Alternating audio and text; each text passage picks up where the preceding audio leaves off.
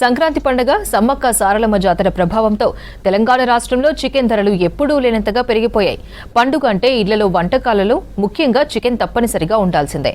Demand పెరగడంతో chicken ధరలు triple century దాటి పరుగులు పెడుతుండడం నాన్ వెజ్ ప్రియులను ఆందోళనకు గురిచేస్తోంది.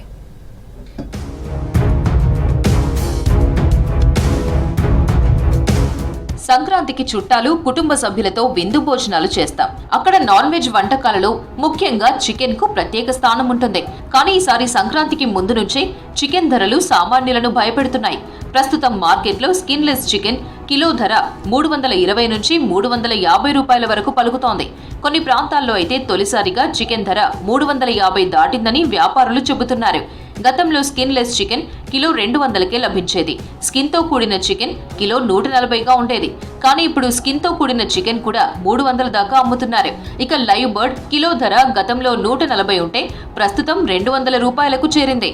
దీంతో సామాన్యులు కోడి కూరతో భోజనం చేయాలంటేనే భయపడుతున్నారు. చికెన్ రేటు టూ మచ్ పెరగడం వల్ల 350, 320 కిలో అంటారు. ఇంటికి చాలా చుట్టాలు వచ్చేసారు ఒకటేసారి.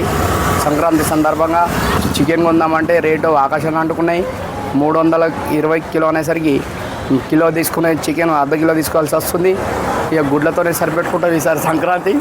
సమ్మక్క సారక్క జాతర వల్ల చికెన్ రేటు బాగా పెరిగిపోయింది. మొత్తం రేటు బాగా పెంచేస్తుంది.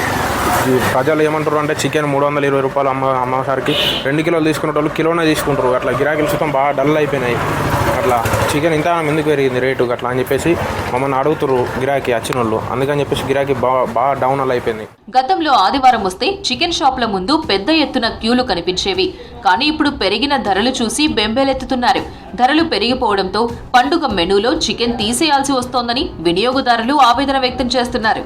సంక్రాంతి పండుగతో పాటు సమ్మక్క సారలమ్మ జాతర కారణంగా డిమాండ్ ఒక్కసారిగా పెరిగిందని వ్యాపారులు చెబుతున్నారు. ఈ నెలాఖరులో జరిగే సమ్మక్క సారలమ్మ జాతరలో లక్షలాది కోళ్లను మొక్కులుగా చెల్లించుకుంటారు భక్తులు. మేడారంతో పాటు స్థానికంగా జరిగే వందలాది జాతరలలో సమ్మక్క సారలమ్మలకు ఎదురుకోళ్ల పేరుతో కోళ్లను మొక్కి నైవేద్యంగా వండి పెడుతుంటారు. ఇంకోవైపు సంక్రాంతి తర్వాత వచ్చే కనుమ పండుగ రోజున ప్రతి ఇంట్లో చికెన్ ముక్కలతో కూర వండి తీరాల్సిందే. ఇలా 2 సందర్భాల్లోనూ కోడి కూరకు డిమాండ్ పెరగడంతో రేట్లు అమాంతం పెరిగిపోయాయి.